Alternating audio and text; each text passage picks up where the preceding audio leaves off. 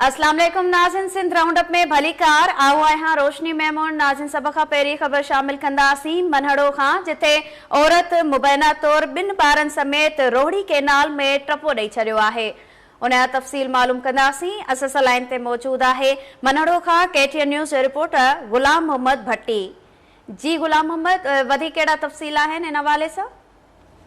जी रोशनी, अव्हांखे ॿुधाईंदो हलां त मनहड़ो भरिसां कमराबाद थाने जी हद जे ॻोठ हाजी मोहम्मद वारस डायरी जे रहवासी इम्तियाज़ अली डायरी जी घरवारी मसवात साहिबा पंहिंजे 2 मासूम न्याणियुनि समेत रोहड़ी केनाल जी यूसुफ डायरी मोरी वटां टपो ॾिनो। मोरी ते मौजूद माण्हुनि औरत जो लाश ऐं संदसि 4 महीननि जी मासूम ॿारड़ी सबा खे ज़िंदा हालत में ॿाहिरि कढी वरितो, जॾहिं त औरत मौक़े ते ई फोत थी वई ऐं हिकु ॿारड़ी 4 साला किरण जे लाश जी ॻोल्हा जारी आहे, जॾहिं त वाक़ियो घरवण सां पेश आयो आहे। कमराबाद पुलिस वाक़े वारे हंधि पहुची लाश खे पंहिंजी तहवील में वठी मड़ तालका अस्पताल मोरो खणाए वई।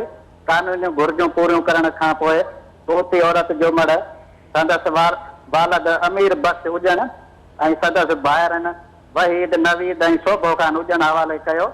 पोती औरत जो मड़ संदसि वारस अबाणे ॻोठ ठारूशा खणाए विया आहिनि, जॾहिं त 6 सालनि जी किरण जो लाश अञा ताईं न मिली सघियो आहे। रातो करण ते SHO कमराबाद मोहम्मद ईसा डायरी चयो त पोती औरत जो पोस्टमार्टम मोरो मां कराए मड़ वारसनि हवाले कयो आहे। वधीक जांच करे रहिया आहियूं।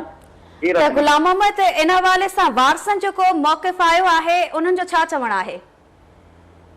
रोशनी, वारसनि अञा ताईं अहिड़ो को बि मौक़िफ़ न ॾिनो आहे।